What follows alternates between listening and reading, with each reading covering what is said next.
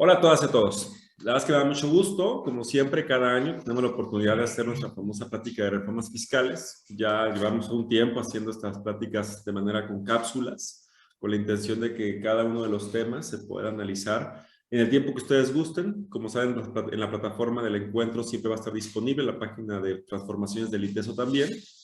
Y pues bueno, hoy me siento muy contento porque dividimos la reforma fiscal en 4 cápsulas, de las cuales esta va a ser específicamente en materia de impuestos y 3 en las que vamos a analizar las principales reformas al Código Fiscal de la Federación. Entonces, previo a iniciar, como siempre, pues quiero agradecer mucho al ITESO, principalmente al Departamento de Estudios Sociopolíticos y Jurídicos, a la doctora Ana María Vázquez Rodríguez, nuestra directora del departamento, y al doctor Marco de Rosario, que es el coordinador de la carrera de Derecho, a la Barra Mexicana, Colegio de Abogados Capítulo Jalisco, principalmente a su consejo directivo, encabezado por Javier Soto y José Pablo Ramos, a la NADE, con nuestro gran amigo el doctor Guillermo Cambero, al Colegio Constituyente Luis Manuel Rojas, principalmente a Marco y a Horacio, y a Incasafi, que es el que siempre nos apoya, principalmente a Carlos Sainz, quien va a moderar 2 de las mesas en Código Fiscal, por todas las facilidades para poder hacer estas grabaciones.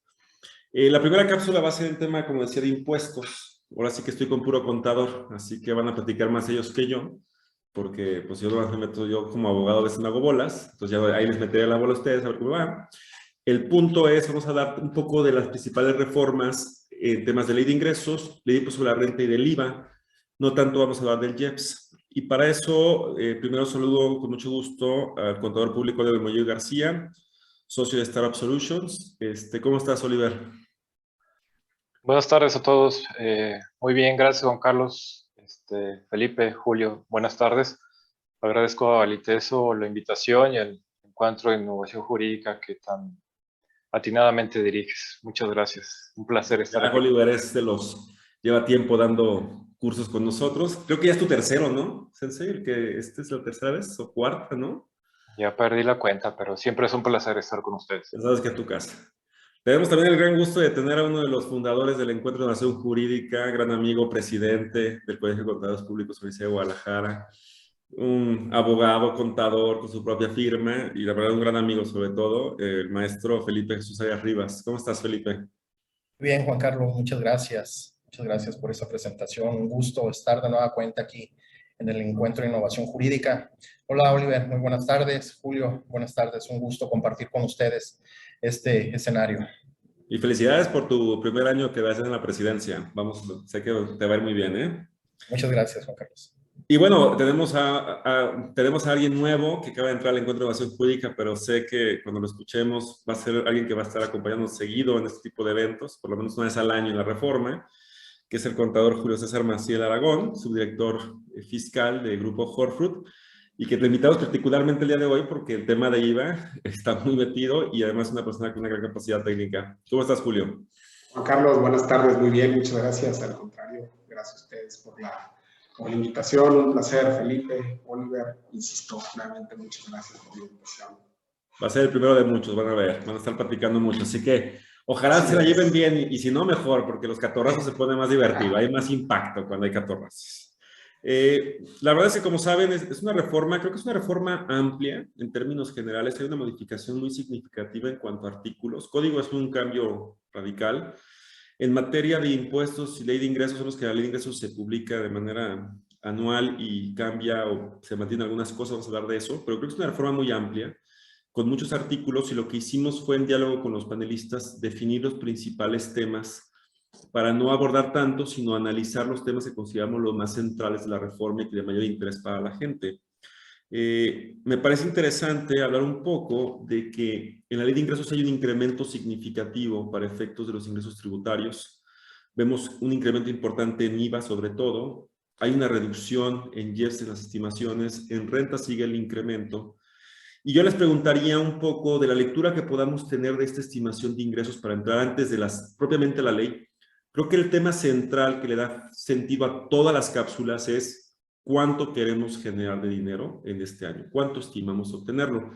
No sé si quisieran hacer algún comentario de cómo ven esa estimación de ingresos, qué consideran que son las líneas, hacia dónde va el Estado para llegar a esa estimación, por qué tanto al IVA, por qué el IEPS baja, cómo lo van a hacer en renta. No sé, Oliver, si quieres comentar algo sobre el particular. Sí, Juan Carlos. Es muy curioso la estimación que hace el gobierno para el próximo año, un incremento neto en cuanto a ingresos del casi 7.5% respecto de este ejercicio. Y llama mucho la atención que este gobierno en sus 3 años, desde el inicio, nos ha dicho: no voy a incrementar los impuestos, no va a haber impuestos nuevos. Entonces, ¿de dónde esperas obtener poco más del 7% en este incremento, sobre todo en los renglones de impuesto sobre la renta e impuesto a valor agregado?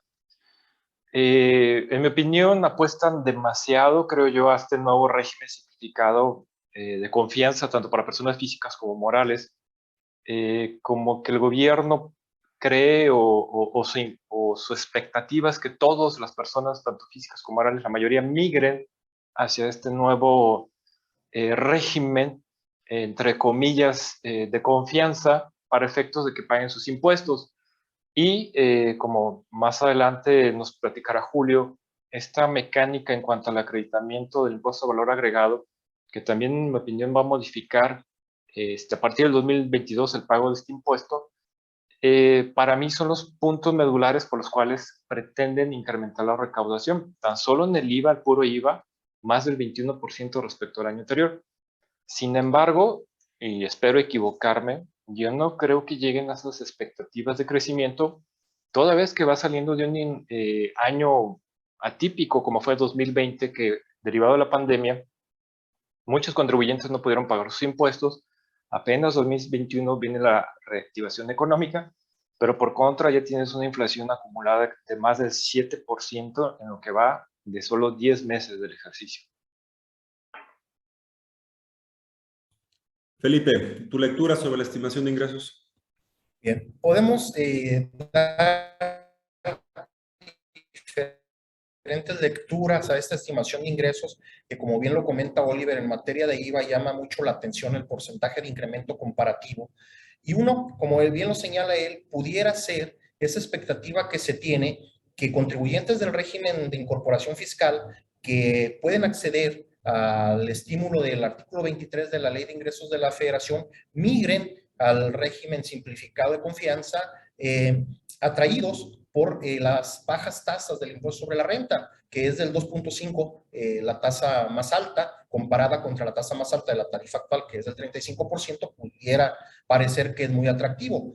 Pero eso va a ocurrir siempre y cuando no se asesoren correctamente y olviden el IVA, porque al cambiar al régimen simplificado de confianza, pues van a tener que tributar conforme al IVA y no con las tasas reducidas a que ahorita tienen derecho. Eso es por un lado. Por el otro lado, pues la actividad fiscalizadora del SAT está siendo realmente efectiva. Los requerimientos por omisión de declaraciones están llegando muy pronto y la multa por incumplimiento pues es bastante elevada, lo cual cuando los contribuyentes que ya se están dando cuenta de este tipo de sanciones pues van a tratar de cumplir de forma más expedita para evitar estas sanciones que realmente parecieran excesivas. Entonces creo que pueden ser las dos cosas. Uno, la expectativa de la migración del régimen de incorporación fiscal al reciclo, por un lado. La otra, esta gran fiscalización que está llevando el SAT. Y la siguiente, bueno, el régimen de incorporación fiscal pues termina. ¿Qué va a pasar? Que los nuevos contribuyentes que se incorporen o que ya se incorporaron a partir del 1 de septiembre de este año, pues ya no tienen acceso a esos estímulos del artículo 23 de la Ley de Ingresos de la Federación con tasas reducidas para efecto de la Ley del Impuesto al Valor Agregado. Correcto. Julio, ¿tu lectura sobre la estimación de ingresos? Fíjate que totalmente coincidente, Juan Carlos, tanto con Oliver como con Felipe, en dos sentidos, básicamente. La primera, la ampliación de la base de contribuyentes, teniendo un esquema de tributación benévolo, por así decirlo, como bien comenta Felipe, con una tasa máxima del 2.5%, pero lo cual tiene como fondo, considero, es la atracción de todos aquellos contribuyentes a la formalidad y principalmente en la causación del IVA. Entonces, gravar efectivamente el IVA como impuesto de consumo con una base de contribuyentes mayor.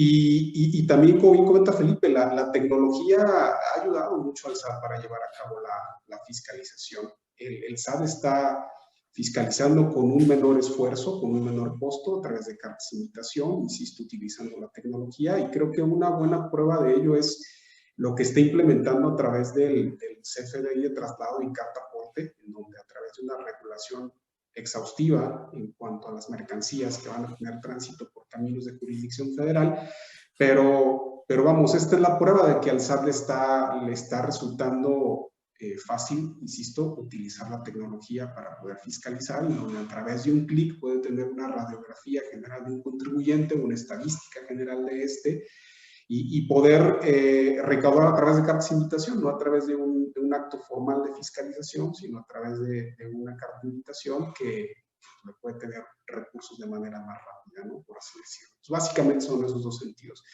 Ampliación de base de contribuyentes a través de este régimen, en donde va más enfocado al IVA y tema tecnológico. Yo antes de empezar propiamente contigo, Oliver, en ley de ingresos y demás, les hago una pregunta. Ya leyeron la reforma, la conocen bien, han estado en varios cursos y demás, pero quisiera hacer una pregunta inicial, y porque este es el tema, creo, central. Oliver, Felipe, Hugo, empezaré con Oliver. ¿Esta reforma fiscal global se enfoca en la confianza o en la desconfianza de la gente? Pues yo creo que en la desconfianza totalmente, porque como tú bien sabes, de los 200 artículos que se reforman a través de esta publicación del 12 de noviembre, más de la mitad corresponden al Código Fiscal de la Federación y van tendientes a aún más generar herramientas de fiscalización para la autoridad. Algo desde el uso de las tecnologías, como bien lo comentaba Julio, en el sentido de que poder utilizar la georreferenciación de los domicilios fiscales de los contribuyentes. El otro día en broma por ahí decían, si ves un dron arriba de tu casa, pues no dudes que sea el SAT que está verificando tu domicilio fiscal. Pero bueno, hablando seriamente, sí estamos viendo mayores actos de fiscalización, y con estas herramientas, aún, por ejemplo, cuando retorna la obligatoriedad del dictamen fiscal, pues ahora en el ámbito del contador pareciera, disculpa lo coloquial, que nos convertimos en el primer chismoso para la autoridad, en caso de que como contadores públicos inscritos detectemos que el propio contribuyente está realizando prácticas fiscales indebidas. Entonces, volviendo a tu pregunta original, es una desconfianza total. Pareciera entonces que aún y cuando el Ejecutivo en su propuesta de reforma nos vende la idea de que ya no vamos a necesitar un contador, a un gestor para el cálculo de tus impuestos, bueno, yo diría, pues ahora busca un abogado para que te defienda a partir de 2022 en adelante. Felipe, ¿se centra en confiar en la gente o en desconfiamos en la gente?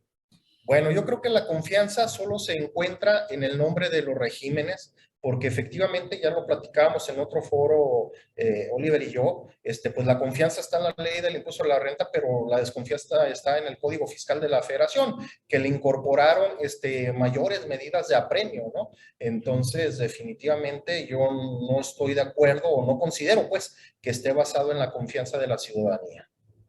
Julio. Juan Carlos, totalmente desconfianza. Sabes que como lo hemos comentado, la caja negra o el elemento perverso de esta reforma es la fuerza que le están dando a la razón de negocios para ciertas operaciones, o sea, vamos, escisiones, fusiones, reestructuras, ya sea domésticas o internacionales, y si estas, a juicio de la autoridad, sin tener una definición clara de lo que debe entenderse por razón de negocio, pues pudiera ser objeto de algún rechazo, ya sean deducciones o algún crédito fiscal.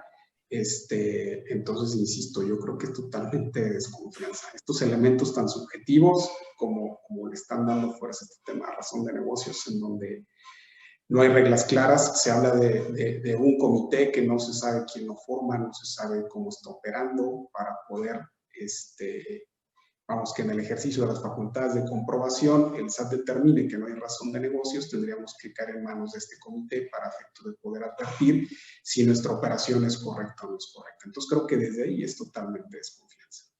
Que de hecho, en las cápsulas solamente vamos a tocar de impuestos, pero tenemos 3 cápsulas de código, una facultades de gestión, ¿no? Vamos a cuadrar el certificado digital, facultades de comprobación de razón de negocios, y vamos a entrar al tema de simulación relativa y beneficiario controlador, ¿no? O sea, para tratar de identificar bien las figuras.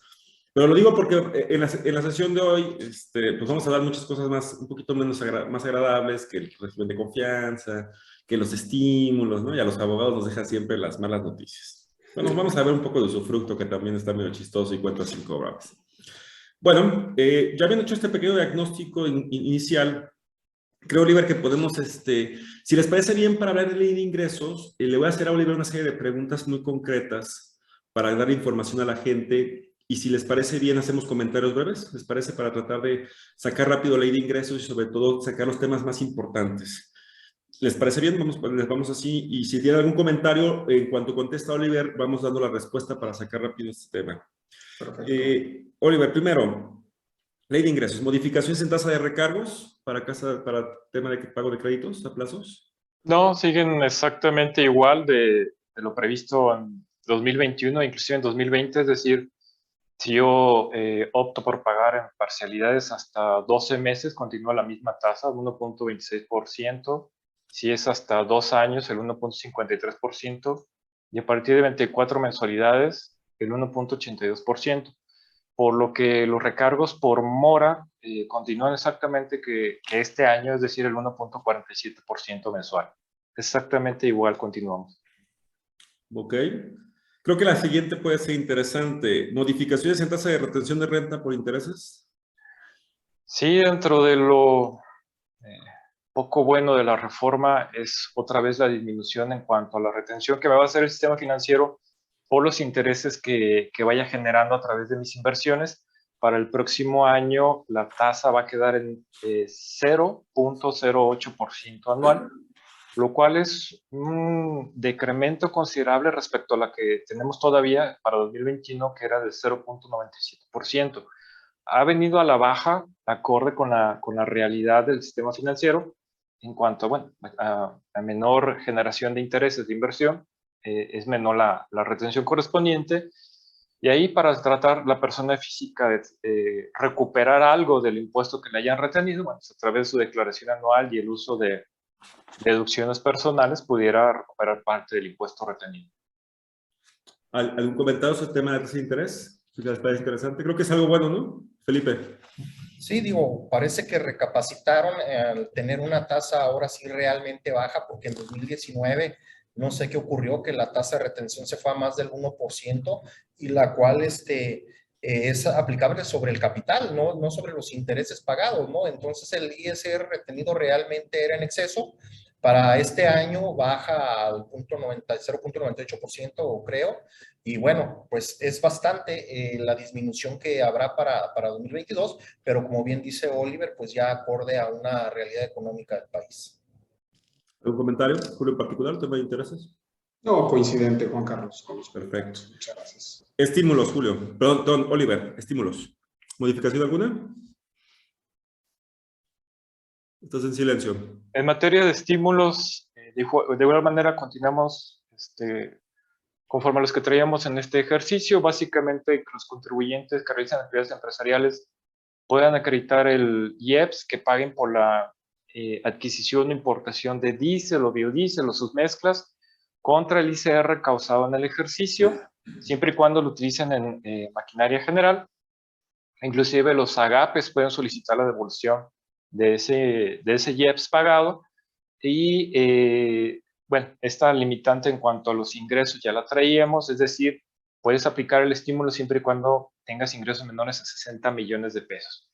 Los contribuyentes dedicados al transporte terrestre público, privado de personas o de carga, y también el turístico, que tienen hace como 3 años que los incluyeron, pueden también aplicar este estímulo y continuar aplicando aquel que ya también tenemos varios años, que consiste en acreditar un 50% adicional del gasto por el uso de carreteras y el pago de las cuotas por el uso de las mismas, también sobre el ICR causado en el ejercicio, siempre y cuando este tipo de contribuyentes no rebasen de 300 millones de pesos en el ejercicio.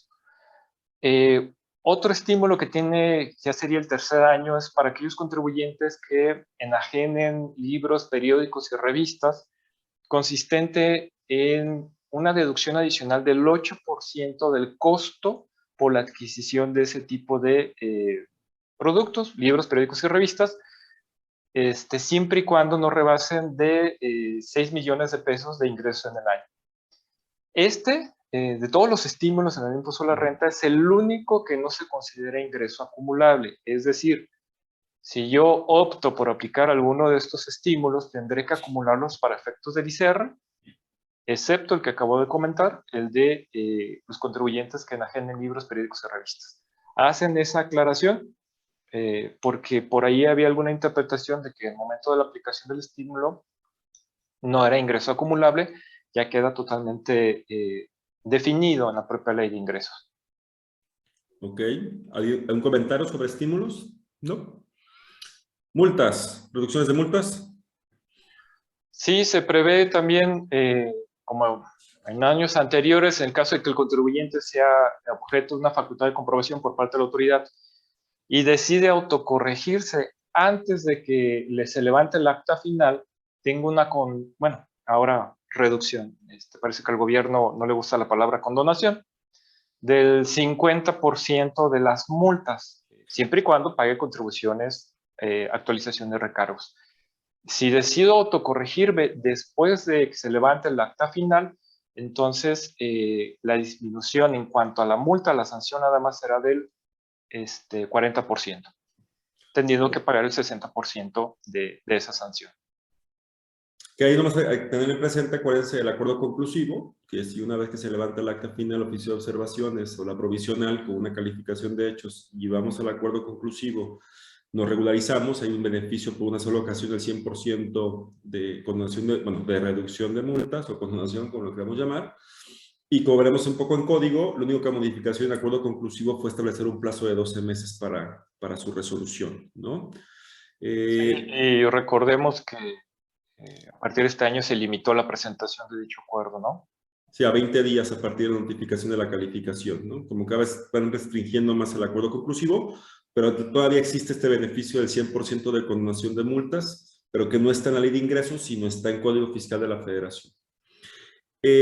Bueno, viene una pregunta importante, que creo que a ver si podemos comentar un poquito sus principales versiones, sus comentarios, porque está en la ley de ingresos. ¿Qué va a pasar con el RIF una vez que entre en vigor el reciclo? O sea, yo creo, no quiero hablar ahorita del reciclo porque Felipe y yo le voy a hablar principalmente las calidades de cada uno, pero creo que desde ahí vamos a tener que platicar un poco de qué va a pasar con el RIF y los beneficios. Oliver, no sé si me quieres comentar algo sobre. Sí, voy a hacer un poquito de prehistoria fiscal. Era el año 2014 cuando entra en vigor el régimen de incorporación fiscal derivado de la reforma integral del aquel entonces presidente Peña Nieto. Pero el atractivo en aquel entonces, al sustituir al ya anterior régimen de pequeño contribuyente REPECO, era el hecho de que me iban a condonar el 100% del impuesto de la renta que yo causara en el primer ejercicio, 90% en el segundo, 80% en el tercero, así sucesivamente durante un periodo de 10 años. Sin embargo, todo esto estaba contenido en la ley de impuesto a la renta, pero nunca hablaron de impuesto al valor agregado o el IEPS. Entonces, por ahí si no me falla la memoria, diciembre de 2013, Peña Nieto emite un decreto que mientras el RIF o régimen de incorporación fiscal tuviera operaciones con el público general, también iba a ser acreedor a una condonación en materia de impuestos indirectos, dependiendo del número de años en el cual estaba tributado en el RIF.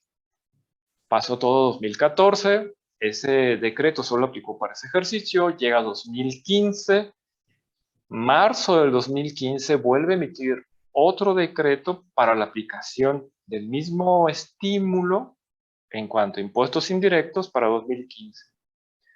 Sin embargo, a partir del 2016 ya no publican decretos, sino a través del artículo 23 de la Ley de Ingresos 2016, 17, 18, 19, 20 y 21, establecieron que dependiendo de la actividad económica del RIF y del número de años en el cual estuviera tributando en dicho régimen, iba a continuar con un estímulo en cuanto a la disminución de esos impuestos indirectos. E inclusive por allí, de manera coloquial, llamamos a una nueva figura mini RIF, que mientras no rebasaras de 300,000 pesos en el año de ingresos, la condonación en materia de impuestos indirectos siempre sería el 100%. Entonces, el RIF hasta este año, mientras tenga operaciones con el público en general, tiene su disminución en cuanto al ICR a través de la todavía vigente Ley de Ingresos 2021, su disminución correspondiente en materia de impuestos indirectos. Sin embargo, con este cambio en cuanto al régimen simplificado de confianza y bajo el entendido de que todo el mundo va a migrar hacia este nuevo régimen, pues derogo el RIF. Y entre todos estos cambios, también el artículo 23 ya no se vuelve a replicar para 2022 en los mismos términos. Desaparece entonces la figura, no obstante, a través de una disposición transitoria se establece que si tu RIF estabas dado de alta a más tardar el 31 de agosto del 2021, podrás continuar aplicando los beneficios de la Ley de Impuesto a la Renta vigente hasta este año y el artículo 23 de la Ley de Ingresos de 2021. Es decir, primero, si tú vienes tributado en el RIF, no es obligación que te vayas al reciclo. Entonces, la persona física tiene que, en el argot contable, sacar números, cuentas de qué le conviene. Si yo fuera un RIF, yo exprimiría lo más que fuera el régimen y si todavía me quedan años para poder tributar en el mismo, lo seguiría aplicando. ¿Por qué? Porque si tengo operaciones con el público en general, no pago el 100% de los impuestos indirectos como si lo sería de migrar al reciclo. Entonces, ahí, a más tardar el 31 de enero de 2022, deberé informarle a la autoridad qué quiero hacer. O continuar en el régimen de incorporación fiscal, insisto, con las disposiciones que estarán vigentes hasta el 31 de diciembre de este año, o de lo contrario, migro al famoso régimen simplificado de confianza. El contribuyente, pues, está todavía en muy buen tiempo para tomar su decisión. Yo, en lo personal, seguiría en el RIF. ¿Tú, Felipe? Okay. En cuanto a extinción, por decirlo así, del régimen de incorporación fiscal para los nuevos contribuyentes, bueno, pues ya no van a tener opción. Quienes se inscribieron a partir del 1 de septiembre, pues solo van a poder tributar en este régimen hasta el 31 de diciembre y a partir del 1 de enero tendrán que migrar forzosamente al reciclo. Sin embargo, como bien lo dice Oliver, quienes ya venían tributando en este régimen a través de disposiciones transitorias, pues le van a dar una vigencia mayor a los estímulos establecidos en el artículo 23 de la Ley de Ingresos para 2021 para que puedan seguir obteniendo este estímulo. Bien dice Oliver que estos estímulos son para quienes tienen operaciones al público en general, pero quienes están tributando en el régimen de incorporación fiscal y sus operaciones son facturadas a contribuyentes con un RFC, es decir, expiden un comprobante con todos los requisitos que establece el artículo 29A del Código Fiscal de la Federación, creo que a ellos sí les convendría hacer un ejercicio para la posible migración al reciclo. Recordemos que para las personas físicas es opcional continuar en los regímenes que ya existen o poder tributar en el nuevo régimen simplificado de confianza.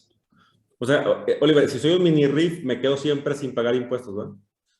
Entonces no rebases de 300,000, pero recuerda que tienes un plazo de 10 años máximo. 10 años.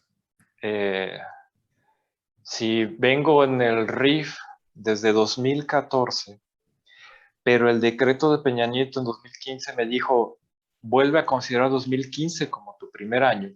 Entonces, 2015, 16, 17, 18, 19, 20, 21, estoy en el 7º año. Todavía me quedarían 3 años, siempre y cuando haya iniciado desde el 2014, para continuar en ese régimen. Y Felipe hace un comentario muy acertado. ¿Por qué a partir del 1 de septiembre? Bueno, así lo dispone este artículo transitorio, bajo la lógica de que si el 8 de septiembre el Ejecutivo presenta el paquete de reformas al Congreso, los que vienen hasta el 31 de agosto todavía alcanzan el beneficio de continuar en el extinto RIF. Y a partir del 1 de septiembre, si te acabas de dar de alta en el mismo, sí deberás de migrar necesariamente al reciclo. Julio, ¿cómo ves el tema? ¿Te parece una evaluación importante? ¿Crees que la gente va a cambiar al reciclo luego? ¿Cuál podría ser tu visión sobre esto? No, mira, como lo comentan, lo medular de esto va a ser el tipo de operaciones que se realizan, si son operaciones con el público en general o no lo son.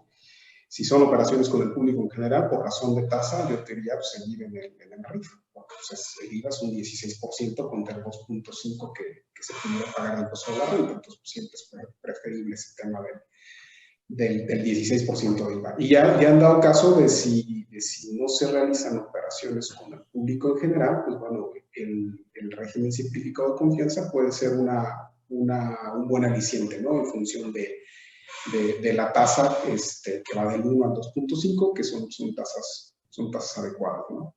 Correcto. Ya con eso terminamos de ingresos. Antes de pasar otra vez a impuestos, creo que hay un tema que los abogados no hemos puesto mucha atención, no está en la guía, pero sé que ustedes van a contestar muy rápido. Es un tema de código, pero que es central para entender también el RIF, el reciclo en tema de confianza. Rapidísimo, cambios principales a comprobantes fiscales que les parezcan importantes. Oliver, en temas de código, ¿qué te parece que te llama la atención en cambios a comprobantes fiscales? Algo rápido. Me llama mucho la atención que en la exposición de motivos el Ejecutivo mencione que derivado de ciertas conductas que ha identificado por parte de los contribuyentes, en el sentido de que, por ejemplo, Oliver emite como patrón un CFDI de nómina a favor de Felipe, pero no existe ninguna relación laboral, o Oliver emite un CFDI a favor de Julio, pero tampoco existe ninguna relación comercial, y se pueda prestar por parte de la autoridad a malinterpretaciones. Y con el sentido de evitar ese tipo de situaciones, ahora, a partir del 2022, regresa la obligación de, bueno, mi CFDI deberá contener el nombre o denominación social, tanto de quien lo expide como quien lo recibe, el RFC y el código postal correspondiente al domicilio fiscal de ambos contribuyentes. Cuando hoy por hoy, lo que me pareció una simplificación administrativa considerable era que nada más aparecía tu RFC y punto. Me refiero al beneficiario de ese comprobante, simplificando la carga administrativa en la emisión de los mismos. Pero ahora volvemos 2 pasos hacia atrás, insisto, argumentando en tratar de evitar el mal uso de la información fiscal de los contribuyentes. Yo sinceramente, salvo la mejor opinión aquí de los señores, yo creo que va a continuar el mismo problema y no se va a solucionar con esa nueva obligación.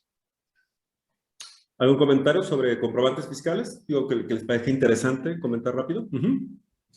Bueno, se agrega pues como un requisito para las deducciones que el comprobante fiscal contenga el número de permiso tratándose de combustibles, el número de permiso que tienen las estaciones de servicio.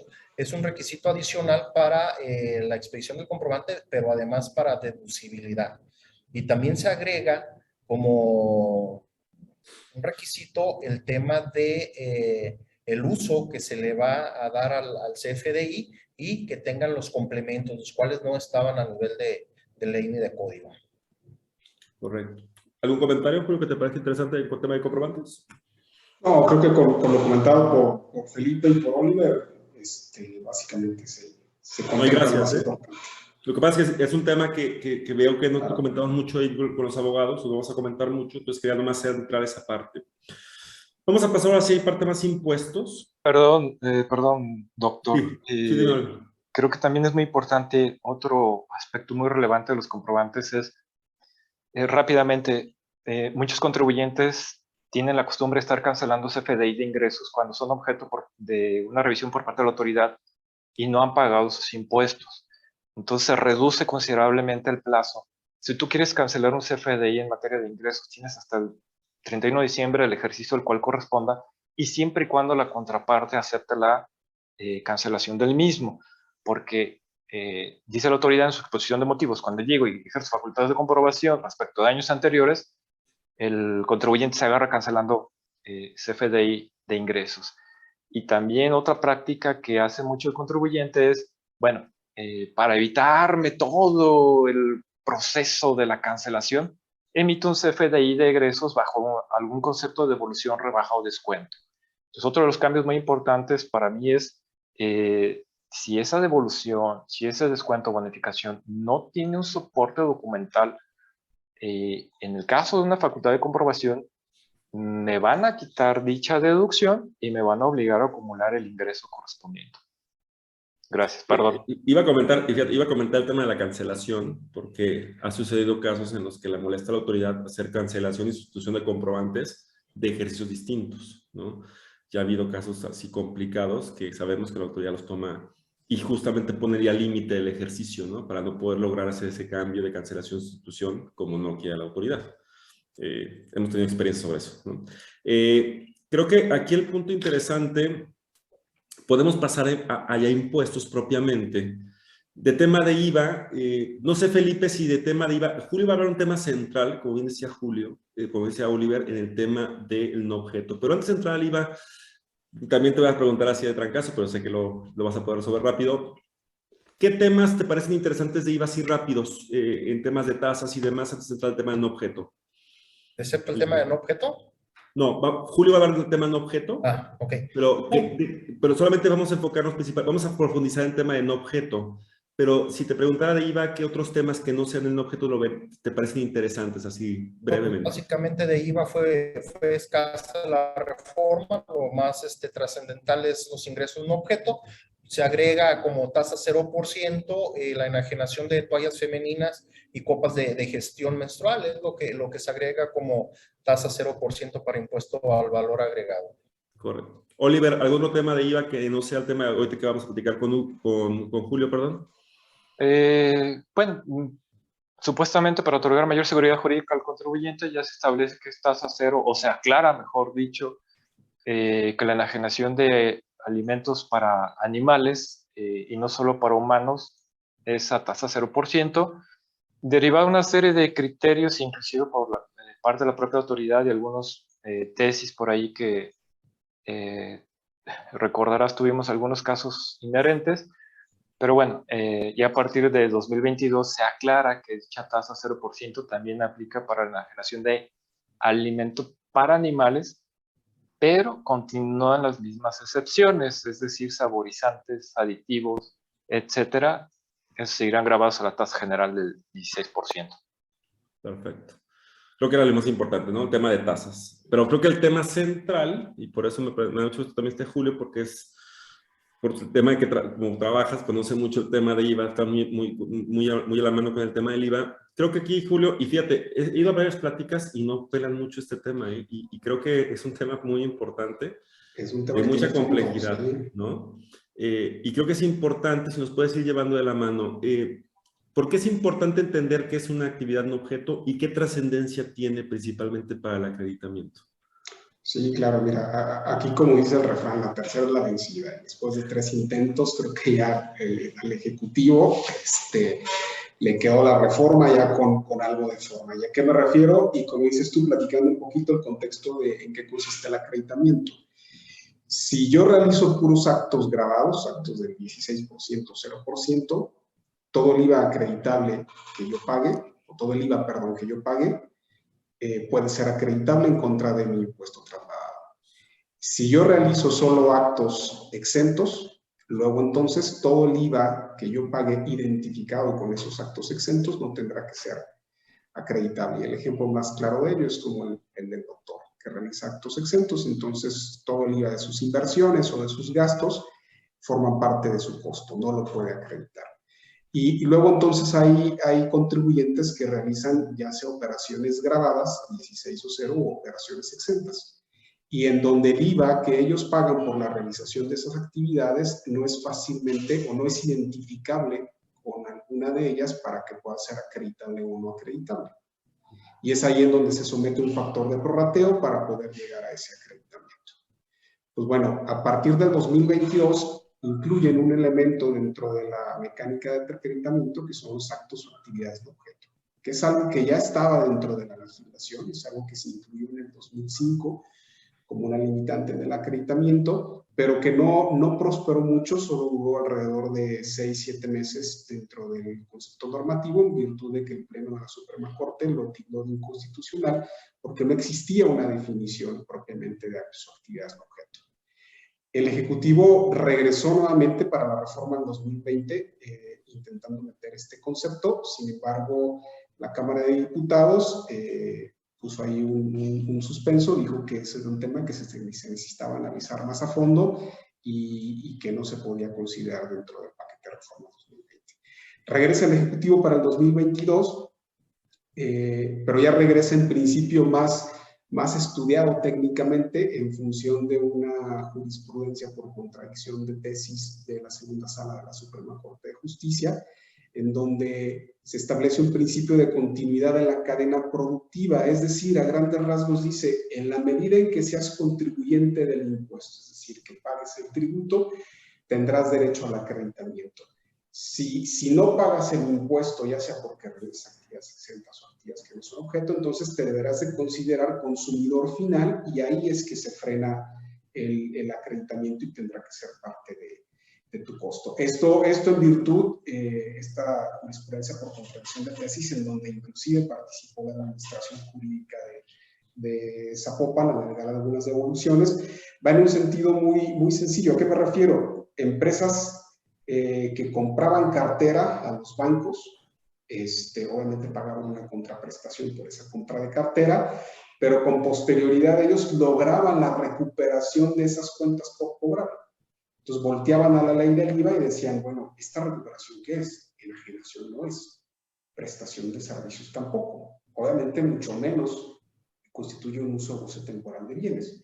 Entonces, es un acto no objeto lo que estoy recibiendo como consecuencia de esa recuperación de cartera. Y estos contribuyentes generaron diversos actos a favor de IVA, los cuales solicitaron en devolución.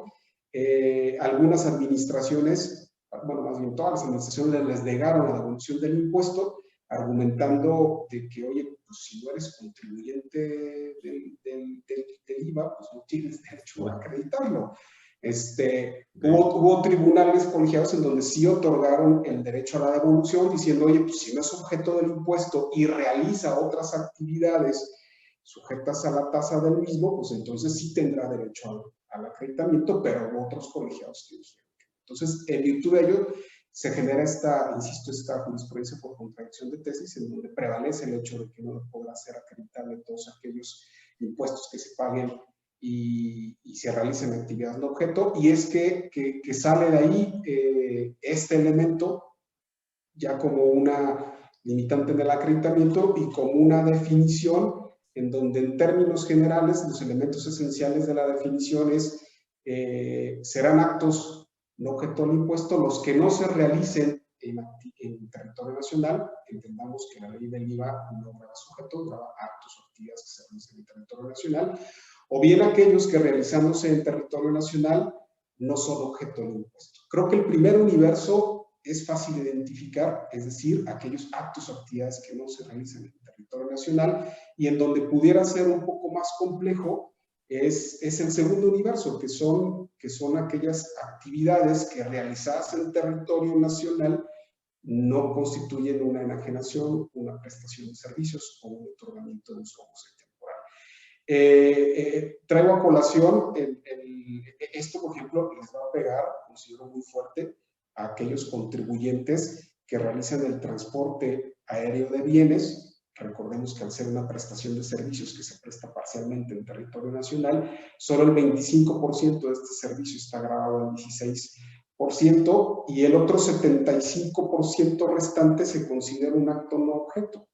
Entonces, al tener esta característica, pues todos, insisto, todos aquellos que tengan esta complejidad, se tendrá que ver limitado su acreditamiento del impuesto. Otro ejemplo también en donde va a afectar, pero sensiblemente, es en las empresas aseguradoras, en donde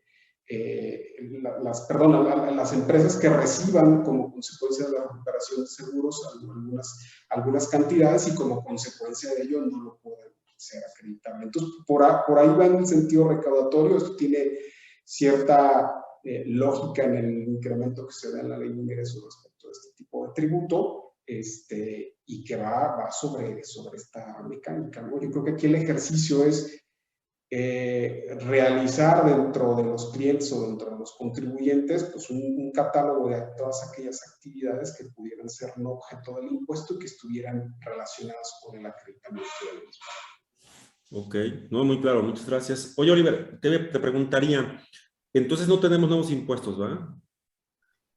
No, pero si modificas, en el caso del IVA, la determinación del impuesto acreditable de manera considerable, y al disminuir entonces el derecho que tengo, no obstante haya sido pagado dicho impuesto, la repercusión será en que tengo que pagar un IVA mayor. Entonces no les gusta la simulación, ¿verdad? O sea, hay que combatir la simulación.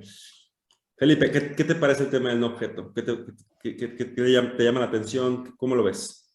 Bueno, el tema del no objeto, pues viene a precisar exactamente qué se considera o cuáles son los conceptos que no son objeto de impuesto al valor agregado, porque en algunos contribuyentes había esa confusión y los consideraban como ingresos exentos. Al considerarlo como ingreso exento, bueno, entraban al tema de la proporción, pero quienes sí entendían esto, pues era un nicho de oportunidad para no entrar a la proporción y tener acreditamientos de IVA mayores, ¿no? Con este tema que se precisa que los ingresos no objetos son parte de esa proporción, como bien dice, pues eso también va a generar un incremento en la recaudación del impuesto al valor agregado. Interesante, ¿no? Y bien, insisto, ¿eh? Vas a pláticas y se meten al tema de la tasa cero y todo el mundo al tema de no sé qué, y nadie le entra al tema en objeto. Por eso para mí es importante que Julio hiciera una explicación, creo que muy clara, muy detallada sobre la intención, pero sobre todo el efecto, que creo que es lo más importante, y la repercusión, el efecto que no se está analizando. Creo que en IVA estamos ahí cerrados. Antes de pasar propiamente a renta, IEPS, ¿algún comentario de IEPS que creamos relevante? ¿Hacer algún comentario en tema de IEPS? ¿Alguien que crean que pueda ser relevante? Nomás para poder saltar y decir, no, ¿va? Pues seguirán actualizando las cuotas con base a la inflación y a cómo vamos, lo más probable es que tengamos próximamente otra actualización. Correcto. Y el tema fue un tema de blindados, ¿verdad? Y se acabó nada del otro mundo también, si no me equivoco. O sea, no hay como un tema propiamente, nomás para que la gente sepa, pues, que no estamos tocando los temas porque no hay una modificación, digamos, tan central. Pues pareciera, bueno, a mí me causó gracia, no sé, aquí a los amigos, colegas, que si ahora voy a un bar, me tienen que llevar la botella y tengo que escanear el código QR para identificar que realmente no es una bebida Fue lo alcohólica. único que viste de Jeps, ¿verdad? O sea, lo único que te preocupaba de Jeps era eso, ¿verdad? Y descargo la aplicación. Ah, claro, ya está lista, estimado Julio. Para celebrar el Atlas el domingo. Eso ya decía Oliver, no es un requisito que le vaya a implicar mayor trabajo. Bueno, yo creo que ya podemos pasar antes solo hacia renta, que también es una reforma que queda amplia, pero vamos a dividirlo, si les parece, en dos términos. Uno va a ser en confianza y otro vamos a hablar también de desconfianza. Para hablar de la confianza, creo que podemos iniciar contigo, Felipe, la famosa notas distintivas de este reciclo para personas físicas. Si quieren, ya hablamos un poco con Ley de Ingresos, tema de qué pasa con RICO y reciclo. No sé si queramos enfocarnos un poco en las notas distintivas de reciclo de personas físicas. ¿Personas físicas propiamente o acotado a algún régimen? El régimen de personas físicas de reciclo, de régimen de confianza. Ok, bueno, este régimen simplificado de confianza es opcional para las personas físicas. El límite de ingresos que deben de mantener o para permanecer en este reciclo es de 3,5 millones y este importe de 3,5 millones tendrá que ser para este primer ejercicio comparado con las cifras del año de 2019, que fue un año en el que todavía la economía se pudiera considerar que era normal, porque el año pasado y este año con el tema de la pandemia, bueno, se entiende que los ingresos de básicamente todas las personas físicas con algún tipo de actividad empresarial o por arrendamiento se vieron mermados, ¿no? Entonces, por eso está tomando como base los ingresos de 2019. Otra de las características, bueno, además de que las tasas son bastante reducidas, la tasa más amplia es de 2.5%, es que el impuesto se va a pagar sobre el total de ingresos sin deducción alguna. y que deberá de haber cuando se presta algún servicio o una actividad a una persona moral, esta tendrá que retener 1.25%. Correcto. Oliver, ¿quién no puede ser reciclo? Físicas. No pueden ser reciclo personas físicas que a su vez sean socios de otras personas morales. Es el primer candado y quiero entender que es así para el hecho de no abusar de la figura y generarle deducciones a personas morales. Tampoco cuando existe parte relacionada en términos del impuesto a la renta. Y ahí me gustaría hacer una acotación. Al desaparecer el régimen simplificado para agapes y en teoría obligarlos a migrar al reciclo, ahí se les fue, se les barrió, porque muchos de estos agapes pues, pertenecen a sociedades rurales, sociedades cooperativas, tanto de producción como de consumo. Entonces resulta ilógico que si les eliminas el ingreso exento de las 40 UMAS elevadas al año para obligarlos a migrar al reciclo, el primer candado con el que se enfrentan es que no puedo pertenecer a ninguna moral, lo cual es absurdo. Y en algunos boletines que ha sacado la autoridad, ya nos está aclarando que a través de facilidades administrativas o la propia resolución miscelánea fiscal, le van a otorgar la posibilidad de estos agapes para que puedan estar dentro de ese reciclo. Tampoco pueden estar aquí si son residentes en el extranjero. Y muy importante, también hay otro candado. A la autoridad de repente, bueno, vamos a hablar llanamente, no le gustó la aplicación de esa planeación a través de generar ingresos a las personas físicas vía asimilados a salarios. Ya tuvimos un primer candado que no rebasan 75 millones de pesos en el año de ciertos asimilados a salarios. Para que esté tranquilo, Felipe, que no se preocupe, ¿no? Estaba preocupado. Y si entonces obtengo también ingresos asimilados a salarios, tampoco puedo estar en el régimen simplificado de confianza. Felipe, el tema de personas físicas, presento declaraciones mensuales, presento declaración anual, ¿cómo funcionaría el tema de esos temas? Ambas se presentan declaraciones mensuales, nada más que tiene una mecánica diferente a lo que se venía acostumbrando, que tendrías que ir acumulando tus ingresos y tus deducciones desde el primer día del ejercicio hasta el último día del mes en que estuvieras calculando. Y las tarifas iban siendo acumulativas. Ahora es una tarifa mensual y lo tendrás que calcular mes a mes sin acumular ni ingresos ni deducciones para el cálculo del impuesto, pero son mensuales y también hay declaración anual. Y retomando un poquito lo que hablaba Oliver en el tema de agapes, además de ese candado que hay, bueno, pues también considero que es un sector que fue el menos beneficiado con esta reforma, porque al derogar esta fracción tercera del 74, del artículo 74, en el que se les permitía tributar de acuerdo a este régimen del título segundo, en el que tenían, como bien lo dijo Oliver, una exención de 40 UMAS y podían tener sus ingresos hasta el 90%, es decir, podían tener ingresos por otros conceptos del 10%. Ahora, en Recico señala que quienes tengan ingresos hasta 900,000 pesos no pagarán el impuesto sobre la renta. Cuando excedan, lo van a pagar a través del reciclo. Es decir, la exención se disminuye. Es mucho menor 900,000 pesos a las 40 UMAS que estaban consideradas originalmente. Pero más aún, habla de que los ingresos deben de ser al 100% por esas actividades. Ok, o sea, en Agapes tenemos un trato distinto a los que tengan actividades de ingresos por esas cuestiones. No sé si alguien me quiera comentar, porque se ve muy atractivo esto que decía ahorita Felipe de la tasa, ¿no? Creo que 2.5 comentaste, ¿no, Felipe? Como máxima tasa. Pero me imagino que ha de ser también un cambio importante en PTU, o ya no pagan PTU, o cómo funciona la PTU, Felipe. La PTU pues va a seguir pagándose porque es un derecho laboral. Y aquí es una pregunta interesante porque señala la Ley Federal del Trabajo que va a ser sobre la base gravable. ¿Cuál es la base gravable para el reciclo? Pues el 100% de los ingresos, porque sobre ese se tiene que pagar el impuesto. Entonces, aquí honestamente ha quedado en el aire cuál va a ser la base. Digo, si atendemos a la Ley Federal del Trabajo y nos vamos a cuál va a ser la base, pues estaríamos teniendo una base realmente irreal para efecto del pago de la PTU. O sea, Pero tienes un bueno, 10%, ¿no? que es el 10%. Imagínate, ISR tasa máxima 2.5 y PTU 10%, pues es realmente absurdo.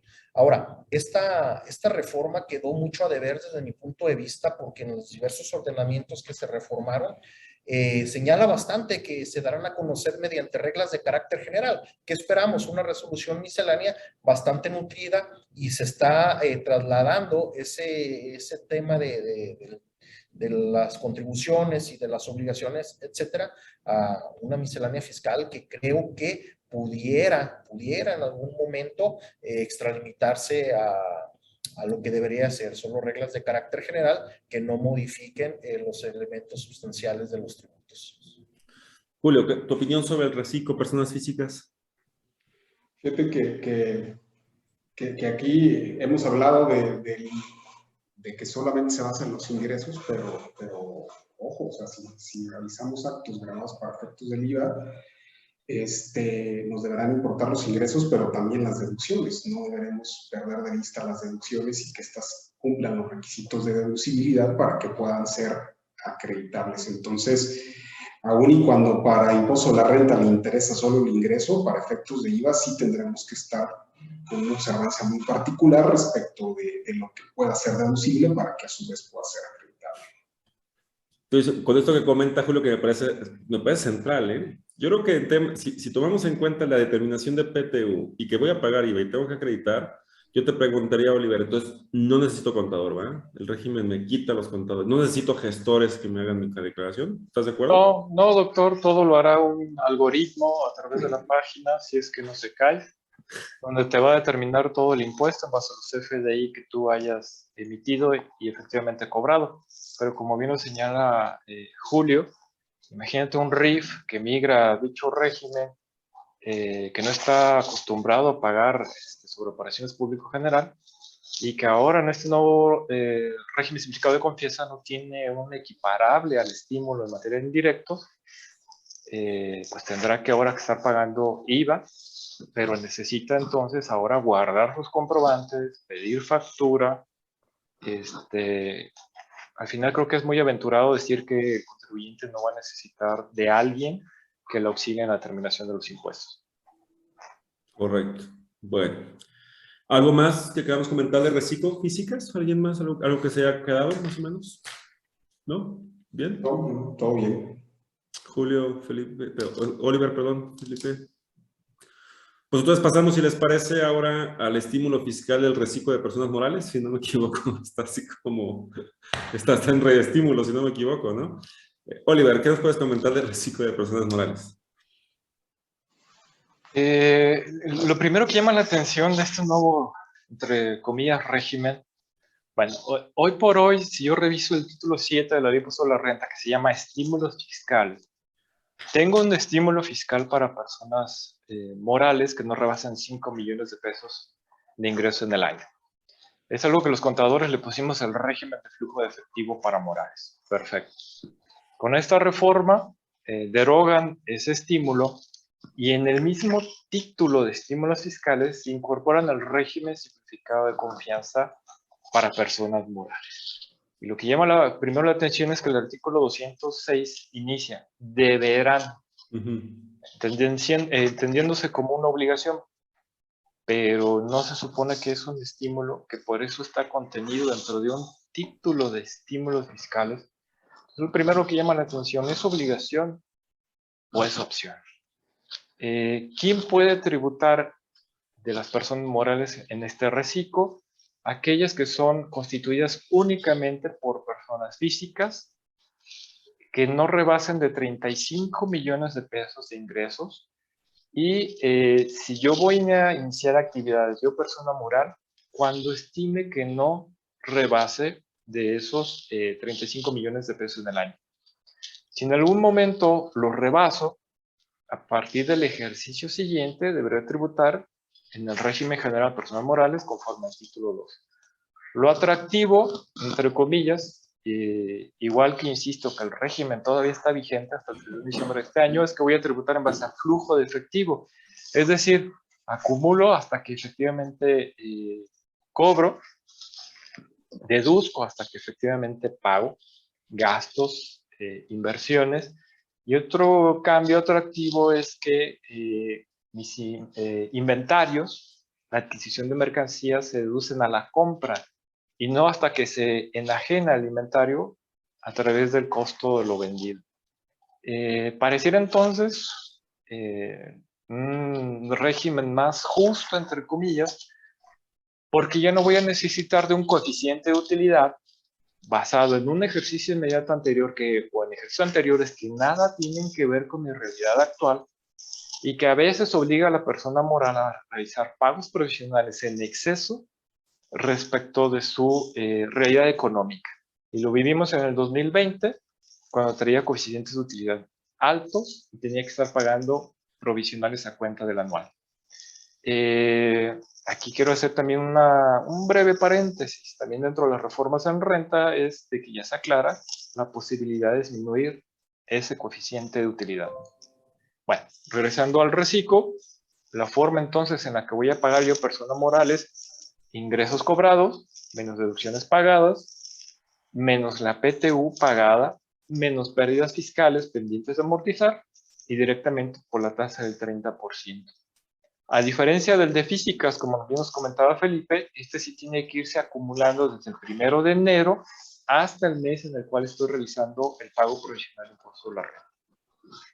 ¿Quiénes no pueden ser reciclo personas morales? Cuando uno o varios de mis socios participen en otras sociedades mercantiles o cuando tengan el control administración de dichas personas morales, sociedades mercantiles, o cuando sean partes relacionadas. ¿Quiénes tampoco pueden estar aquí? Si yo realizo actividades a través de fideicomisos o asociaciones de participación, tampoco las sociedades cooperativas de producción. ¿Por qué? Porque estas tienen su propio capítulo dentro del título de estímulos y también ya venían tributando en base al flujo de efectivo. Tampoco puede estar aquí el sistema financiero, tampoco puede estar aquí el régimen que vino a sustituir el de consolidación fiscal, que ahora se llama opcional para grupo de sociedades, y por lógica tampoco personas morales agapes, porque ellos ya tributan con base en su propio capítulo dentro del título 2. Y tampoco se me olvidaba los coordinados, es decir, sector autotransporte, porque también ya tienen sus propias reglas y sus propias resoluciones de facilidades administrativas. Entonces, de entrada, sí parece atractivo este régimen, pero insisto, desde mi punto de vista, salvo la mejor opinión aquí de los colegas, para mí es un estímulo y es opcional. No es obligación que deba migrar directamente al título 2, del título 2 a este título 7, a este capítulo nuevo de estímulos fiscales, para efectos de poder tributar en el reciclo persona moral. Creo que interesante la pregunta. No sé, Felipe, ¿qué opinas de esto que dice al final, Oliver? Bien, de este régimen, como bien lo dice Oliver, ahora las deducciones van a ser las compras directamente en lugar del costo de venta, pero tomemos en cuenta que al cierre de este ejercicio 2021, muy posiblemente se tengan inventarios que no se pudieron deducir toda vez que no fueron vendidos, de tal forma que una vez que se han vendido los mismos, podrán ser deducidos en el siguiente ejercicio en el régimen de confianza. Y lo mismo ocurre con los ingresos, toda vez que es con base a lo devengado hasta 2021, van a acumular los ingresos que hubiesen facturado hasta 2021 y cuando estos sean cobrados después de este ejercicio, pues ya no tendrán que acumularse. De acuerdo. Julio, ¿algún comentario del régimen de confianza de personas morales? Fíjate que habrá que tomar en cuenta de manera adicional que otorga un mayor porcentaje de tasas de depreciación de activos. O sea, como que creo yo, con la intención de seguir fomentando el estímulo, se establece tasas un poco mayor, pero siempre y cuando las inversiones que se realicen no sean superiores a 3 millones de pesos. Entonces, lo curioso aquí está el por qué le puso el tope de los 3 millones de pesos, cuando, si estás impulsando una actividad y si obtienes, por decirlo, financiamiento para poder adquirir activo fijo, pues ¿por qué me lo topas a 3 millones, no? Si ya me dijiste que el ingreso son 35, pues a lo mejor yo puedo tener X nivel de apalancamiento para poder comprar ciertos activos y poder gozar de esas tasas de depreciación que son un poco mayores a las establecidas en términos generales, ¿no? Y en cuanto a lo que comenta Oliver, pues está curioso, está como cuando mi mujer me dice, oye, que si quieres ir por los niños, pues más bien ahí me levanto y voy, o sea, no es una opción, es una obligación. Entonces, ahí está medio raro que en un capítulo o en un apartado relativo a los estímulos establezca la obligatoriedad de tributación del régimen fiscal. Por excepción, te irás a un título 2, pero en inicio tendrás que partir de ese punto, ¿no? Iniciar con ese punto. Sí, coincido. Por eso decía que está chistoso que estén estímulos, pero es un deberá, es un estímulo deberá, está muy contradictorio. Yo también creo que es optativo, sinceramente. No sé si de Reciclo Personas Morales algún comentario más, algo que quede en el tintero, algún comentario. Yo solamente sería Reciclo físicas vinculándolo a código en dos cosas. Si no mal recuerdo, si la persona física del Reciclo no presenta 3 declaraciones o la anual, estás en causal de suspensión de la restricción temporal del certificado, si no estoy mal. Y se establece como una calificativa del delito de defraudación fiscal si se quiere acudir a una simulación del reciclo de persona física con los trabajadores, ¿no? Creo que son los temas en los que está vinculado este régimen en código. No sé si estoy bien, si estamos en lo mismo. Sí, nada más también en el comentario, para ampliarlo, hay un transitorio que me dice, ok, no me presentas esas 3 declaraciones, te perdono, pero siempre y cuando me presentes la declaración anual 2022. Ok. Para no sacarte del régimen. Como se supone que es algo nuevo, no importa si no me las presentas, pero sí preséntame el anual. Y bueno, ahí también dejar el comentario. Como bien lo señaló Felipe, pues hay una tabla correspondiente al impuesto anual. Pero entonces, si tengo ingresos de otros capítulos, debo presentar 2 anuales. Una por el reciclo, que tiene su propia tabla anual, y otra de los demás capítulos. Creo que es algo que también deben aclarar en su oportunidad. Porque recuerden que puedo estar en el reciclo y tener ingresos En físicas. societarios Uh-huh. e intereses en físicas. Solo no agapes, ¿no? Así es. Ok. Bueno, creo que el régimen de confianza pues está bien, pero pues pasemos ahora un poco a la desconfianza, ¿no? No sé, Julio, creo que tampoco se ha hablado mucho en los foros y creo que también es interesante dialogarlo. Este tema de la propiedad y cómo se desmembra a veces la propiedad entre nueva propiedad y usufructo. Creo que es importante si nos puedes dar un poquito el contexto y cuál es la intención de la reforma en términos de usufructo y nueva propiedad. Fíjate que desde mi percepción, Juan Carlos, como que la autoridad tenía identificado de que algo se estaba haciendo de estrategia fiscal con el usufructo y con la nueva propiedad, pero como que no le entendió o no le quedaban claras las figuras. ¿A qué me refiero? Ya con anterioridad existía un criterio no vinculativo que te decía, oye, si enajenas la nuda propiedad, o sea, entendamos que la propiedad está en el uso y el disfrute de esta, que es el usufructo, y en el derecho de disposición, que es la nuda propiedad. Entonces el criterio normativo decía, oye, si enajenas la nuda propiedad, realizará una práctica fiscal indebida aquel que confronte contra el valor de enajenación de la nuda propiedad el monto original de la inversión de todo el bien. Y hasta ahí en cierta medida es razonable, porque si bueno, pues, puedo generar pérdidas fiscales artificiales a través de esa enajenación de una propiedad con un valor simbólico y comparar todo el costo de adquisición, todo el monto de la aplicación. Y de hecho la exposición de motivos que da pie a las reformas en materia de usufructo y una propiedad, utilizan ese ejemplo. Siempre se queda clavado el tema en que, si enajenas la nuda propiedad, había contribuyentes que utilizaban algún tipo de estrategia en ese sentido. Y entonces hacen tres reformas más bien sustanciales en este sentido. Primero dicen, oye, si enajenas la nuda propiedad o enajenas el usufructo, tendrás que determinar la proporción de adquisición de un 100% a través de un avalúo que corresponde a cada parte y entonces considera el costo comprobado de adquisición en función de esa proporción respecto a esa enajenación.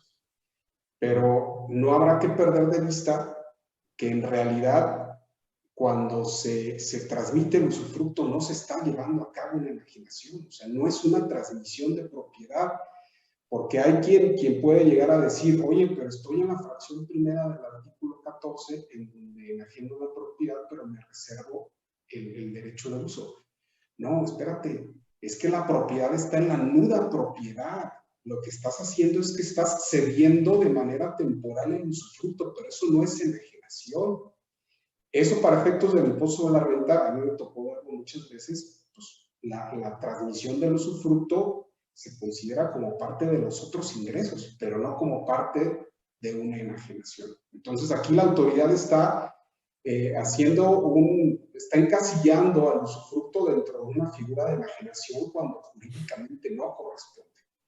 Esa es la primera. Y la segunda es que dice el Ejecutivo, oye, cuando se reúna de nueva cuenta la calidad, la nueva propiedad y el usufructo, el que tenga la nuda propiedad va a considerar un ingreso acumulable respecto del valor del usufructo que se incorpora, siempre y cuando, o más bien, determinado en función de un avalúo que se practique para tal efecto.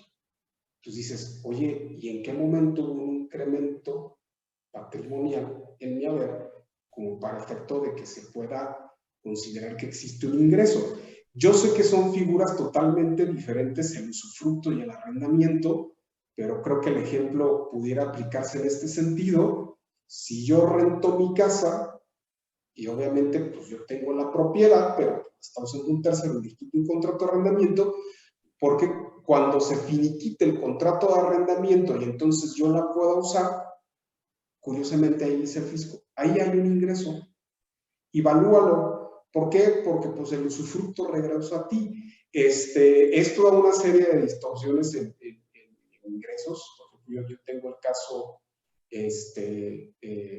muy estudiado, porque es parte de la lógica de otras circunstancias en el negocio, es en las plantas. Oye, yo soy propietario de unas plantas que yo otorgo en usufructo oneroso a ciertos productores para que puedan tener el fruto y después me hagan la enajenación de la fruta, pero pues, y yo les cobro por ese usufructo. Pues ahora en el momento en que yo recoja mi planta que se extinga el usufructo, pues deberé de considerar que existe un ingreso. Entonces, insisto, el Ejecutivo sabía que algo se hacía en materia de usufructo de unas propiedades, lo quiso regular, pero con efectos muy desfavorables. En resumen, estos dos, la enajenación de usufructo, que no se da una enajenación de usufructo, y la segunda es, al configurarse, dar cuenta la propiedad de usufructo, la generación de un ingreso que desde mi punto de vista es totalmente desproporcional.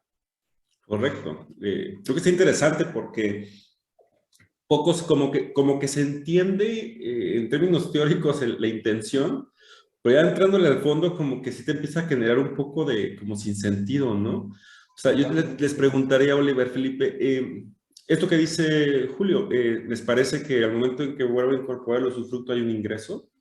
¿Ustedes o consideran que cuando transmite el usufructo hay enajenación? No sé, Oliver, ¿qué piensas de eso? Pues no debería, ese tipo de, no le quiero llevar estrategias o planeaciones, pero son muy comunes, sobre todo a nivel familiar, donde los padres deciden transmitir la nuda propiedad a los hijos y ellos quedarse con el usufructo vitalicio de un bien. pero su intención no es ni la de generar una prevención fiscal ni de detonar un ingreso como tal, sino simplemente de una vez ya eres dueño de este patrimonio, pero déjame usarlo hasta que termine mi vida, ¿no? Entonces, creo que es muy lamentable la reforma porque va a afectar a ese tipo de contribuyentes que, insisto, era como una especie de mini planeación patrimonial dentro del núcleo familiar y no necesariamente una planeación fiscal agresiva que buscaba evadir impuestos. Ahora, por el hecho de cuando fallezca esa persona que generó su fruto y regrese entonces o se consolida nueva propiedad, ahora el hijo o aquella persona que se quedó con la nueva misma, pues debe dejar pagar un impuesto basado en un avalúo como determina la norma. Creo que es muy desafortunada. Se entiende lo que se pretendía, pero creo como quedó redactado no es la mejor manera de estructurarlo. Y bueno, ahí tienes otro ejemplo, y como ya lo comentamos en materia de IVA, pues de dónde están esperando obtener mayor recaudación, pero ahora en el tema de impuesto a la renta. Oye, yo te preguntaré, Oliver, en el caso que estás hablando, que se da mucho de las familias, que los padres dejan, por lo general, la nueva propiedad se queda en el fruto del padre. ¿Cuál es la razón de negocio de eso? ¿Estás de acuerdo que es simplemente proteger el patrimonio familiar? Pero, No buscar una razón de negocios como tal. ¿y estás de acuerdo que el tema, es que también el concepto de razón de negocio, decía un poquito Julio antes, es que el concepto a veces está muy rígido, o sea, no solamente es un tema económico, hay otras cuestiones, eso lo vamos a ver un poco más en otra cápsula, pero es que se vuelve hasta a veces hasta ridículo, ¿no? Felipe, no sé qué opinas de esto que comentaba Julio, me parece como muy pertinente los comentarios de Julio, no sé, ¿tú cómo los ves? Sí, bueno, como bien dice Oliver, para mí me parece que, como lo dice Julio también, esta redacción de este tema de la nuda propiedad del usufructo fue desafortunadamente mal redactado. Creo yo que no era la intención o no alcanzan a visualizar el alcance pues que puede tener una aplicación estricta de la norma. Sin embargo, bueno, pues esto lo consideramos nosotros como una afectación a la ciudadanía, sobre todo a quienes celebran esas operaciones de buena fe, que en gran medida, como señalaba Oliver, es pues para evitar un juicio sucesorio en un determinado momento. Pero pues puede ser un área de oportunidad para la ley si la aplica al pie de la letra, por un lado. Y por otro lado, ¿cómo se va a enterar la autoridad? Bueno, pues los fedatarios tienen la obligación de informar dentro de los 30 días siguientes a que se consolide esta operación a la autoridad para que pues tome cartas en el asunto en un determinado momento de que no se paguen las contribuciones que derivado de ello pudieran causarse conforme a esta nueva disposición. Fíjense que yo soy de los pocos que siempre quieran estar amparando a la gente cada reforma fiscal, ¿va? Pero creo que este apartado en particular sí podríamos analizar en términos de inconstitucionalidad, ¿no? Ahorita platicaba un poquito, Julio, el tema de la proporcionalidad. ¿Ustedes, en su lógica, consideran que es factible, por lo menos, cuestionar la proporcionalidad de estas medidas? Julio. Yo considero que sí, Juan Carlos. Para la constitución del ingreso sí, que porque se pueden dar elementos, como te decía, de los onerosos, de los usufructos onerosos, en donde vas a tener una doble acumulación, o sea, sin tener un incremento en la edad patrimonial, vamos. Oliver. Es proporcional. Yo creo que sí, bajo esa óptica, pues mejor dejo redactado un testamento y me quito de problemas de generar un ingreso a mis herederos. Felipe.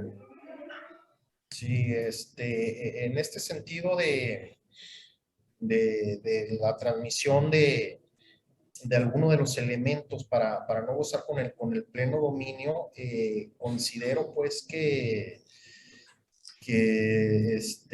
pues va a llevar más bien en el tema del avalúo, porque se tiene que hacer un avalúo, pero el avalúo sobre qué va a ser, sobre qué periodo, sobre cuánto vale su fruto, cuánto te dio de frutos en un año, en 5 años, en una década, en un mes, ¿sí me explico? Entonces yo creo que no existen los elementos suficientes para poder crear o determinar un avalúo que fuera la base para el tributo. Que aquí la intención, insisto, es más que nada, no váyanse, ampárense todos, porque me parece que además ha habido un problema muy fuerte en que se amparan de todos por nomás. Creo que se necesita tener un acto concreto, una situación específica, ¿no estén de acuerdo? Que haga notorio lo desproporcional, ¿no? Porque luego ya todo el mundo empieza a pensar, ahorita estaba escuchando gente que va a ampararse contra el recíproco inequitativo y no sé cuánta cosa, pues que sean felices. Pero yo creo que el punto en particular, un caso concreto donde se dé este escenario, creo que sí nos puede llevar a una discusión interesante de proporcionalidad. Yo estoy de acuerdo. Y ahorita decía Felipe un tema también, me parece que no lo había revisado yo, que el tema de legalidad, ¿no? ¿Se acuerdan sobre los elementos esenciales para determinar el monto del ingreso, etcétera? Creo que de todas las reformas, hace mucho que no encontraba algo que fuera tan posiblemente impugnable en términos constitucionales, ¿no? Me parece que por ahí es interesante. Sí, fíjate, ese punto de legalidad. Exacto. Felipe tiene toda la razón. O sea, le deja en manos de un tercero el determinar el tributo como elemento tan fundamental como puede ser el ingreso o la deducción. Tenemos esos elementos, ¿no? Proporcionalidad y legalidad creo que están claros, pero siento que es importante el caso concreto, no solamente lanzarnos ahí como el borras a presentar amparos nomás por presentar amparos. Muy bien, creo que muy claro, muy interesante. Cerraríamos el tema en renta, contigo Felipe, si te parece. Creo que el tema, como siempre, de deducciones es interesante y creo que en requisitos específicos de deducciones para regalías, asistencia técnico y cuentas incobrables, hay modificaciones que nos quieras comentar.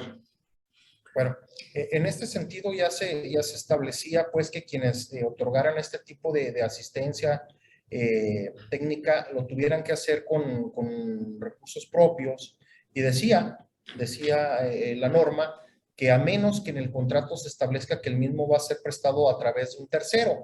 Sin embargo, con esta reforma laboral del 23 de abril de este año que afectó no solo la materia laboral y de seguridad social, sino en materia fiscal, pues establecieron dos tipos de subcontrataciones, ¿verdad? Una subcontratación prohibida y una subcontratación permitida. La permitida o legal es aquella que reúne los requisitos de ser especializada. Luego entonces, en este tipo de subcontratación especializada, pues se tiene que cumplir con algunos requisitos, uno muy especial, que es obtener una autorización de la autoridad laboral.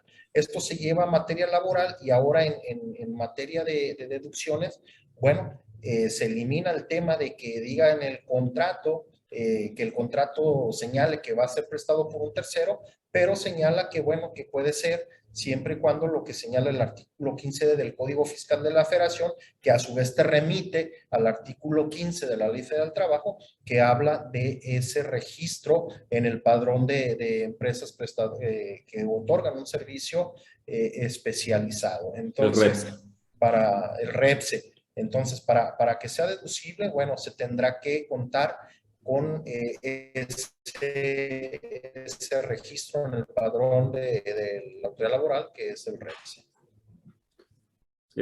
¿No les parece a veces que cuando estamos platicando nosotros estamos como en otro idioma ya? Cuando nos podemos juntar un día a comer y podemos hablar de que ya viste el EDO que era un EFO, pero que se metió a RIF, pero cuando se metió al RECICO le quitaron el CFDI, ¿no?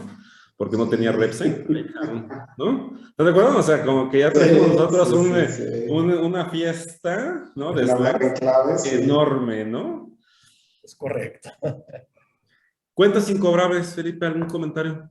Cuentas incobrables, bueno, también se reforma el requisito para poder deducir aquellas cuentas que no se pudieron cobrar toda vez que, de acuerdo a personas morales del título segundo que acumulan el ingreso conforme a lo devengado, pues el impuesto ya lo pagaron. Si no lo pudieron cobrar, bueno, pues hasta el día de hoy era suficiente llevar a cabo o presentar el escrito inicial de demanda y ya estaríamos cumpliendo con el requisito para poderla deducir. Pues ahora tenemos que agotar todo el procedimiento y demostrar que al fin de cuentas no se pudo llevar a cabo la ejecución de la cobranza. Es decir, no basta con presentar la demanda como hasta ahora 2021, sino que hay que concluir todo el procedimiento y además demostrar que no se pudo ejecutar. Y más ahorita que tenemos unos tribunales un poco colapsados con el tiempo de la pandemia y todo el tiempo que suspendieron, ¿no? O sea que va a estar rápido hacer deducir las cuentas incobrables. No sé, Julio, el tema de cuentas incobrables, ¿tu opinión? ¿Algún comentario? No, pues que ya va a ser más complicado efectuar la deducción. O sea, de repente, como dice Felipe, oye, ya había acumulado, pues lo demando y ya con eso se detona la acción de la imposibilidad práctica de cobro, pero pues ahora hay que seguirle terqueando en el tribunal para poder avanzar y tener el privilegio de la deducción. Sacarlo rápido. ¿Tú crees, Oliver, con el tema este del usufructo en una propiedad, cuentas incobrables y lo que platicábamos antes, no hay nuevos impuestos? Nuevamente no, doctor, pero otra vez los pequeños grandes cambios tendientes a generar mayor recaudación. Ahí en el tema de los incobrables creo que vale la pena que el contribuyente evalúe la posibilidad de ir a un arbitraje o a una conciliación antes de presentar la propia demanda para efectos de generar alguna sentencia o algún fallo a su favor y no tener que esperar la resolución por parte de un tribunal, a través, no sé, de la Barra Mexicana de Abogados, de aquellos organismos que tienen ese tipo de centros de conciliación. Claro, habría que reestructurar el contrato en tal sentido de antes de iniciar algún proceso legal, obligar a iniciar ese tipo de conciliación o arbitraje. Que luego van a meter a los conciliadores y luego los van a meter como a los notarios, ¿no? O sea, ¿no? Pero vamos a darle chance a que empiecen contra ellos. Digo, no sé, creo que con esto agotamos los temas. No me gustaría cerrar ya a conclusiones sin preguntarles algún tema de renta que no tocamos que les parezca interesante comentar brevemente. ¿Algo en particular? Pues, pero más por el ámbito político que lamentablemente se le dio no tanto la trascendencia, es la limitante a las deducciones personales en caso de donaciones, que mucho se habló en el tema en el Congreso, de que iban a afectar ese tipo de instituciones de beneficencia o asistencia a grupos vulnerables. Sin embargo, hay que recordar, ese tipo de deducción personal ya tenía una limitante que era el 7% de los ingresos del ejercicio inmediato anterior. Ahora el cambio es que la limitante también en materia de ese tipo de deducciones personales, pues le aplicará aquella global que se refiere a que no podrán exceder el total de mis deducciones personales de un 15% de los ingresos o 5 UMAS elevadas al año, lo que sea menor. Por lo que sí tendré nuevamente una repercusión en cuanto a otra limitante para poder hacer deducible todas mis deducciones personales. Ok. ¿Algún comentario más? ¿El tema de rentas? ¿No pasar a conclusiones? De renta, bueno, de acuerdo a la exposición de motivos que señalan que la autoridad requiere de información con más prontitud para ejercer sus facultades, cambian la obligación del sistema financiero de informar los depósitos mayores a 15,000 pesos cada año a un informe mensual. Entonces, la autoridad va a tener, ahora sí, cada mes, aquellas personas que hayan efectuado depósitos en efectivo por más de 15,000 pesos y bueno, por lo menos recibirán una carta de invitación y tal vez su estimado de impuesto sobre la renta que deberían de pagar. Correcto. No sé, ¿algo más? Pasamos si quieren a conclusiones. Nos vamos a pasar a conclusiones si les parece. Iniciamos contigo, Julio. ¿Cuál es tu sentir sobre la reforma, si quieres de manera general, particular? ¿Alguna conclusión en particular? Fíjate que yo creo que el resumen está en lo que comentó Oliver, esos pequeños cambios que pareciera que son trascendentes, pero que tienen muchísimo fondo. El tema de la eliminación del agave para personas físicas, el tema de la limitante en materia de capitalización del GABA, ese es un tema que también se me hace para mí muy sensible porque limita mucho la inversión principalmente extranjera, al meterle trabas ahí al considerar la limitante en la deducción de los intereses, tema de usufructo y este tipo de cuestiones. Entonces yo creo que la bandera con que sale el Ejecutivo es la creación de los regímenes de confianza, pero por acá está ahí metiendo 2 o 3 temas muy estratégicos que van con fines totalmente recaudatorios y pareciera que algunos de ellos tienen un sentido. Sí, nosotros estamos en código muy metidos en el certificado de sello digital y razón de negocios y el sello controlador. A veces no lo estamos haciendo tan importante cuando creo que va a ser central. Felipe, conclusiones. Bien, pues considero que es una reforma desde mi punto de vista con aciertos y desaciertos. Pero bueno, me voy a centrar nada más en el régimen simplificado de confianza de personas morales, que creo que es un régimen que puede ser un poquito más justo al momento de tributar sobre lo efectivamente cobrado. Correcto. Oliver. Pues esperemos mayores actos de fiscalización por parte de la autoridad, mayores gestiones.